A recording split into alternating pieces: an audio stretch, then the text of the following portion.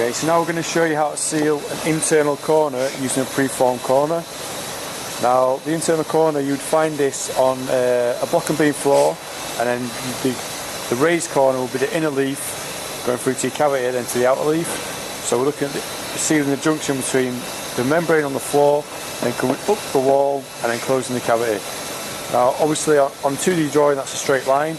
In reality, that's the 3D corner, so we need to work out how we're going to get that flat 2D membrane to seal it around the 3D internal corner. So to do this, you need a hot air gun, scissors, a neoprene roller, double-sided butyl tape, SAGR self-adhesive gas resistant tape, and your preformed corner. Okay, so here the preformed corner is coming at 225mm high. We've got an upstand of 75mm.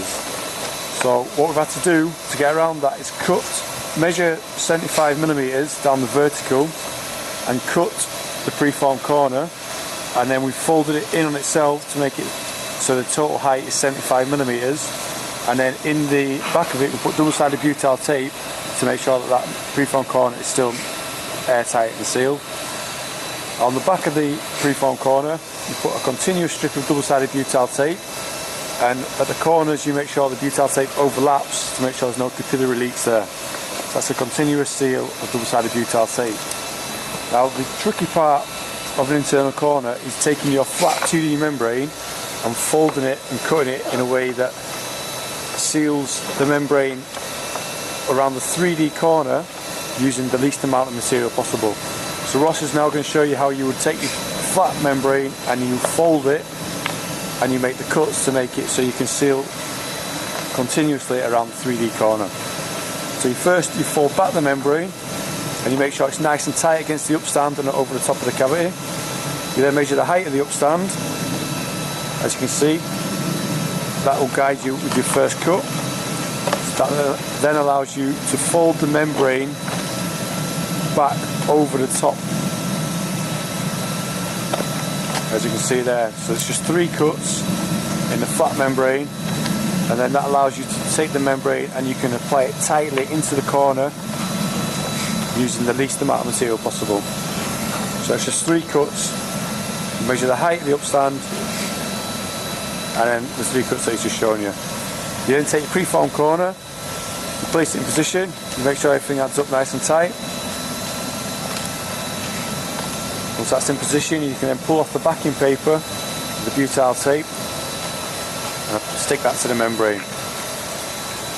Now you want to make sure that the butyl tape is stored somewhere nice and warm before you apply it, because it doesn't bond in it cold. It's a very cold day today, so that butyl tape has been kept inside where it's nice and warm.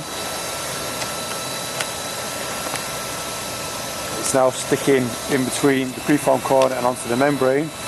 But because it is so cold today, we're also going to use a little bit of heat from the heat gun on top of the preformed corner, and then make sure it's nice and tight with the neoprene roller.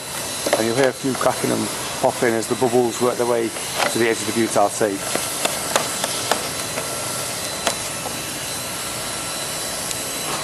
So that's stuck in place. Now the double-sided butyl tape, that's the first barrier against moisture and gas. The second barrier is going to be the SAGR detailing tape. Now we use SAGR detailing tape because we're going to be sealing on the vertical.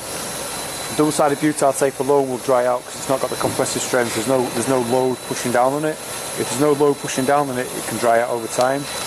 So we're going to use the SAGR detailing tape to seal on top of the preformed corner and make sure that's sealed nice and tight to the membrane. Now the SAGR detailing tape is bitumen on the back with a gas-resistant foil top. So you position that in place. It won't actually stick until you apply heat from the heat gun to the top. So Russ is just going to make the cuts now. Get the tape in the correct position. Peel off the backing paper to expose the bitumen backing. Put it in place. There is a little bit of tack to it, but it's not enough to stick it and seal it. So once that's in position, you then use the heat gun and the neoprene roller. You apply the heat. Ideally you want the heat gun with a flat nozzle like that, so you can just slide underneath, get the heat on the back.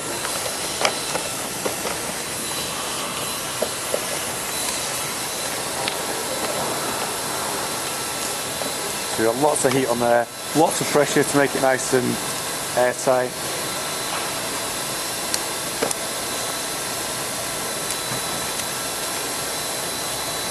And now we're up on top of the cavity, so where the membrane extends over the cavity, we're going to seal the preformed corner to the membrane there as well.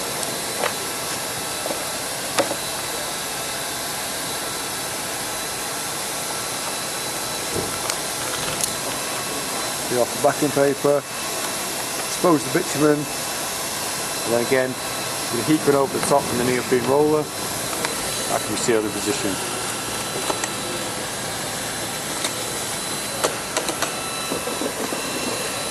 Now, Ross has done this many times, so you just need to make sure you apply a lot of heat on there. Ross is hitting the right spot at the right time, so first time you're doing it, it'll take a little bit longer, so make sure you apply enough heat throughout.